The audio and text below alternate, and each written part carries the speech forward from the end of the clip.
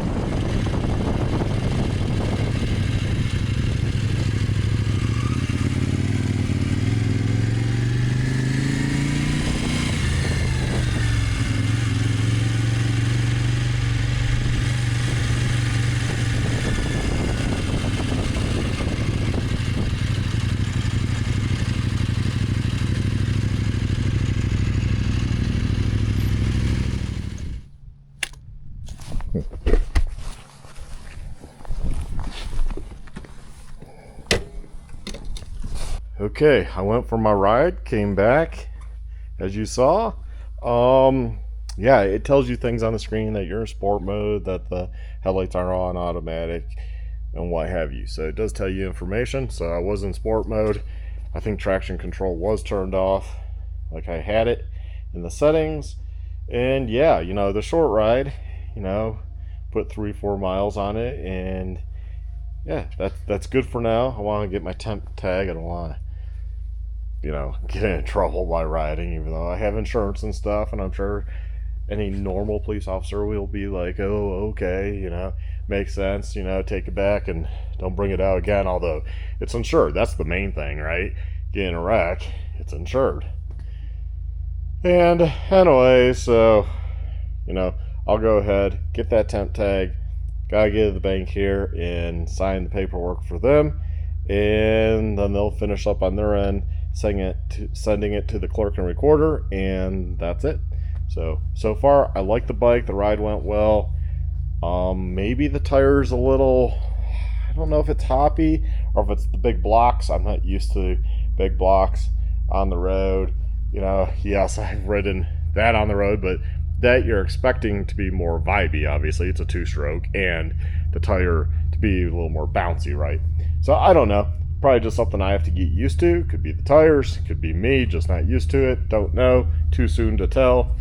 I'm going to get some parts for this. Looking forward to adding some parts to this that it needs, like a real skid plate, probably the cover that protects this linkage here, because I could see that could be an issue if you drop the bike here in Colorado on a rock.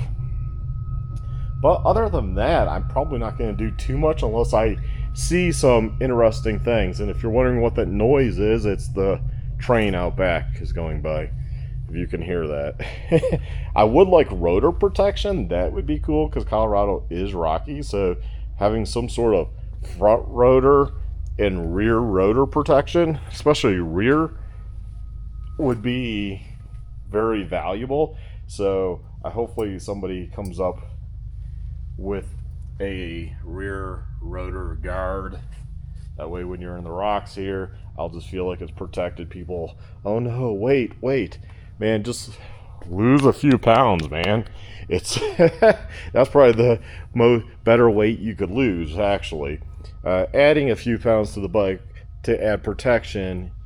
If when you're remote, I'd rather have the protection than worry about a few pounds here and there. So like I said, the bike ran really well, seems good. I like the sound of it. Missed that sound of a 4-stroke.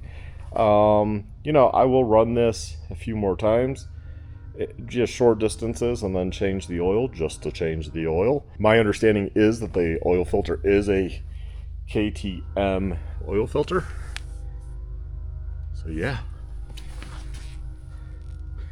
see, it has oil in it, if you're wondering, but because it's on the kickstand, it's hard to see. So always have the bike upright to check oil. And yeah, so $7.90 oil filter, which you can get on Amazon for next to nothing. They're not that expensive. And yeah, there we go. I'm trying to think what else. I think somebody said that they got passenger pegs to work on this, so I got to look more into that and see. Now, I wouldn't haul passenger obviously all the time on this, but just to, like, you know, my daughter, you know, short distances, that's it, you know, for the novelty of it. Obviously I didn't buy the Rally to haul passenger across country. That's not what this bike is for. But, you know, to toss my daughter on, she has a legally have a place to put her feet, that would be nice. And I like having passenger pegs. Why? Because when you put luggage on, it's just another point to like strap to. It's always been convenient, even though I never ridden with passengers on street bikes and what have you. It just was never that fun. In fact, my wife, my girlfriend at the time, I just bought her own bike. I gave her my Ninja 250 to use. Like, here you go, you can use this bike. And then later, she had her own bike, a Honda 599, and then later an FZ7. So, you know, she had her own street bikes because she didn't enjoy riding with me. It's crowded on any bike you're on, and she just preferred riding her own ride. So, you know, I was never one with a passenger, but I like the foot pegs just to have an attachment point for luggage and for things. Just makes it nice. I will probably get the rear rack also. I did see there is a nicer, tidier fender kit, so I probably will get that in time also. Besides, this is kind of big for off-road, granted. The one I saw still brought it down and still had stuff, and yeah, it just brought this up to here, I guess. So it made it not as long. But, I mean, if you're just using this on the road, then who cares? Honestly, why would you spend the money? My personal belief, because that would be perfect. I do plan to use this on mostly dirt, so maybe this is a little ridiculous to have way out there. I don't know. Maybe it's not. Try to think what else. I don't think anything right off the top of my mind, so we'll end the video here. Hopefully you enjoyed the unboxing, the first ride, and just what I think of it so far. I think it's an awesome bike, plenty of power.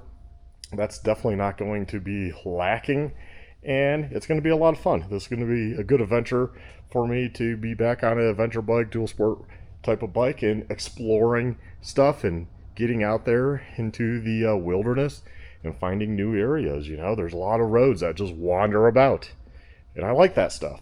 So stay tuned. Take care, stay well, and get out there and ride. Pick yourself up a Kove 800X Rally, or even the Pro or the Adventure, because awesome bikes.